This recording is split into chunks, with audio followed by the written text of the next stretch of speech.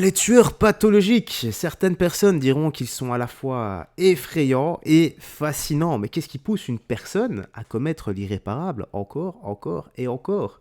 Des pulsions incontrôlables ou juste des personnes nées mauvaises ou alors quelque chose qui altère complètement l'esprit et le discernement.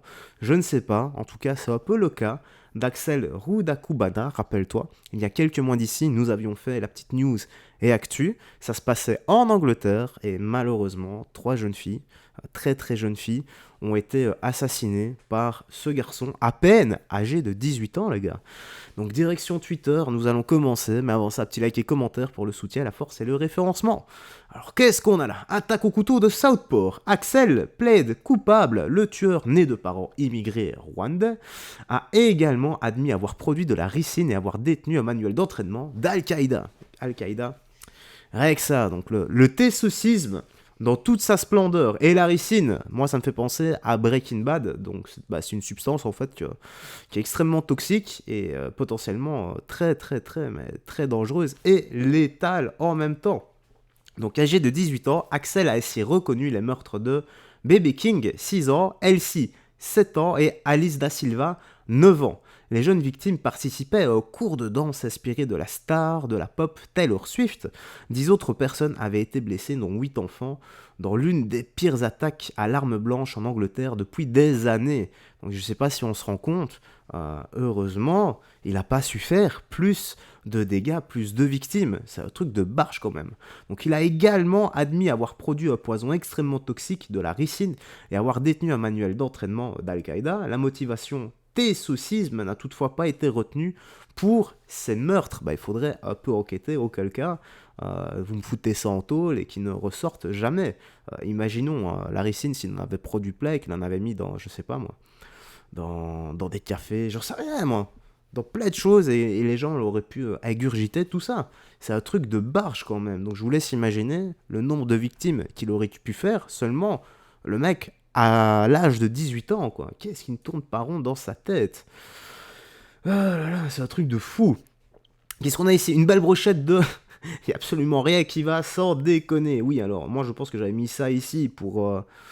une petite... pour faire passer l'actu extrêmement hard d'avant. Il me semble que c'est un truc marrant. Éteins Éteins la bagnole Éteins la bagnole Éteins la voiture Attends. Éteins la voiture, mets de la neige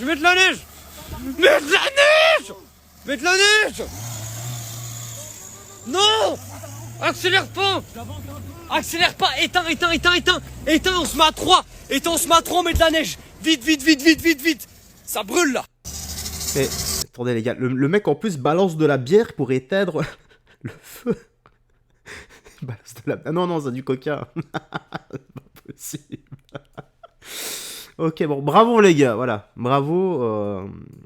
Pas besoin d'extincteur, hein, vous voyez les gars, il y a de la neige, il y a du coca, donc inutile d'utiliser un extincteur qui devait être, je sais pas, normalement dans la voiture. Voilà, donc pas besoin de tout ça. Alors, la vidéo Hello Kitix, j'adore. Donc pour ceux qui ne sont pas au courant, c'est pour quitter Twitter, qui est renommé X, donc Hello Kitix. Ouais, c'est bien le jeu de mots. Donc avec Benoît Hamon, Anne Seclar, Julie Gaillet, Cécile Duflo, Rokaya Diallo provoque les moqueries des internautes. Bon écoutons ça et voyons ce que ça donne. Ne quittez pas X tout de suite, on vous explique. Après avoir conquis les États-Unis, Elon Musk s'intéresse au reste du monde. Et X, c'est son cheval de Troie pour déstabiliser les démocraties. X n'a de pouvoir que parce que nous y sommes. Sans nous, il n'est rien. Aux États-Unis, X a aussi contribué à faire élire Donald Trump. Sans l'emprise de X, la démocratie américaine n'en serait pas là aujourd'hui.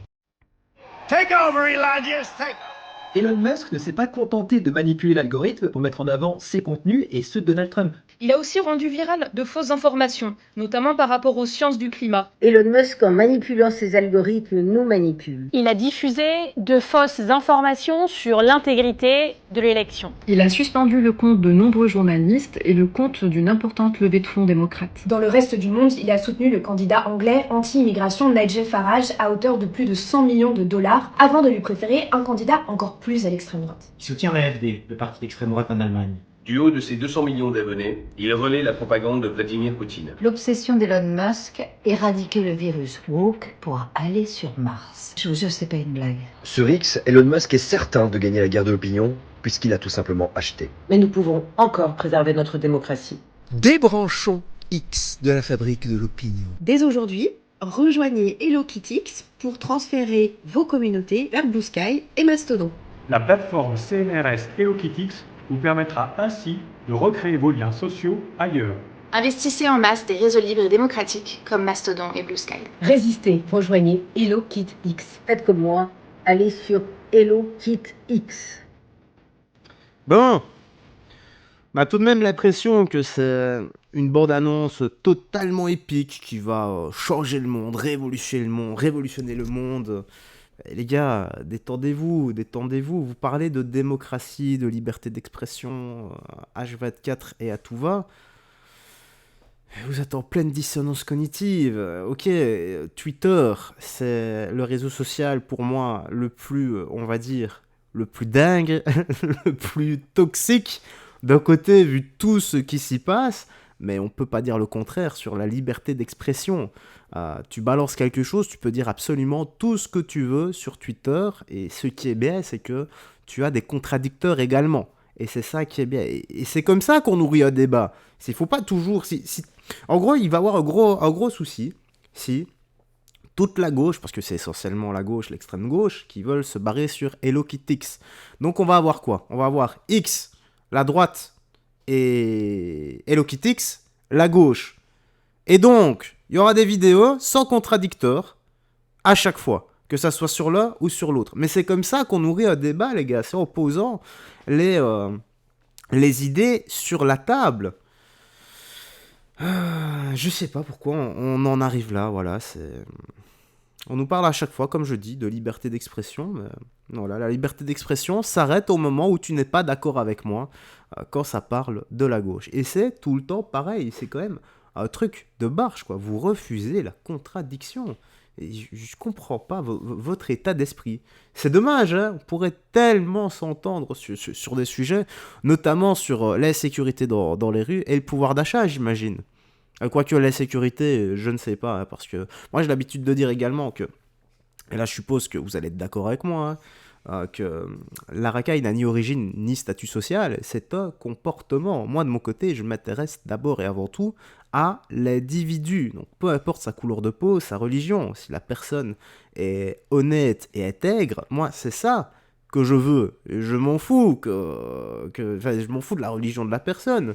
Moi je veux savoir encore une fois si c'est une personne bien ou si c'est quelqu'un qui commet des actes de criminalité ou de délinquance. Maintenant, oui, il y a des chiffres et je ne conteste pas les chiffres.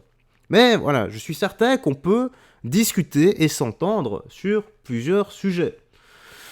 Allez, let's go. Qu'est-ce qu'on a ici?